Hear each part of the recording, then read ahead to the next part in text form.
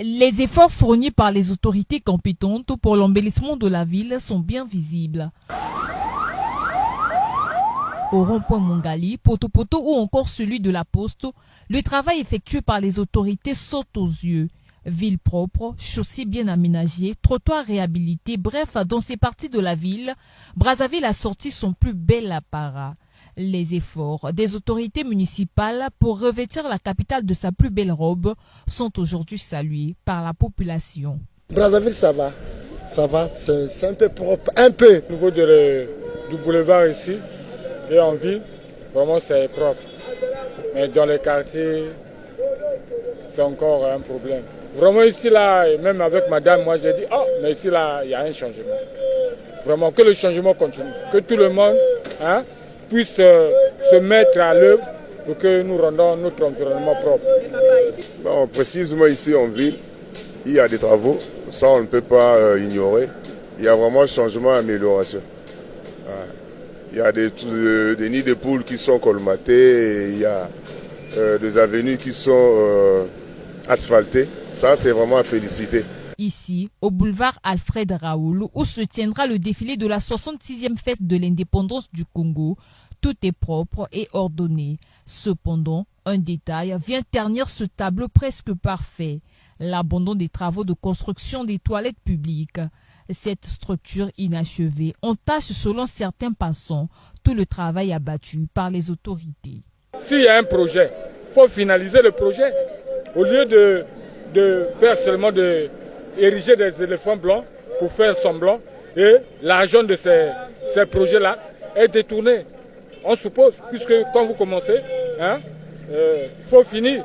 Mais si ce n'est pas fini, c'est que l'argent est détourné. Ça, c'est une image, c'est trop sale. Sur d'autres artères, les nids de poules sont encore visibles et les caniveaux bouchés.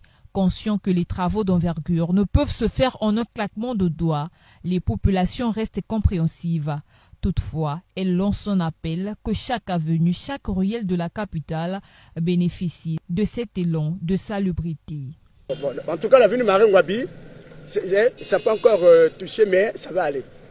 Parce que c'est peut-être petit, parce qu'on ne peut pas embrasser toutes les choses au même moment. Parce que là, c'est plus centre-ville qui est vraiment visé et tout est embelli là. Et après ça, le reste c'est la population. Nous avons aussi droit à vivre le même chose, c'est-à-dire à bénéficier du même traitement que ceux de la ville. Pour maintenir propre la capitale, les citoyens proposent des solutions, à l'installation par exemple de bacs à ordures. Donc il n'y a pas de bacs de poubelle pour gérer ce qui est déchets là. Et les gens se débrouillent d'une manière ou d'une autre. Ça, c'est ce qu'il faut éviter parce qu'à la fin, ils auront tendance à déposer n'importe où. Vraiment, surtout l'eau sale dans la rue.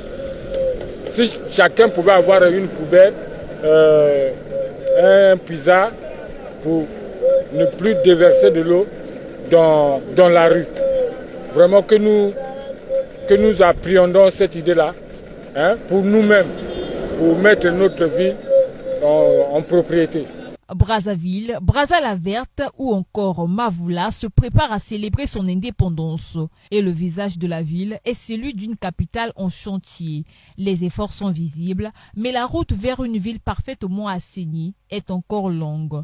Un défi que les autorités et la population devront relever ensemble pour que l'embellissement ne soit pas qu'une parenthèse festive, mais une réalité bien durable.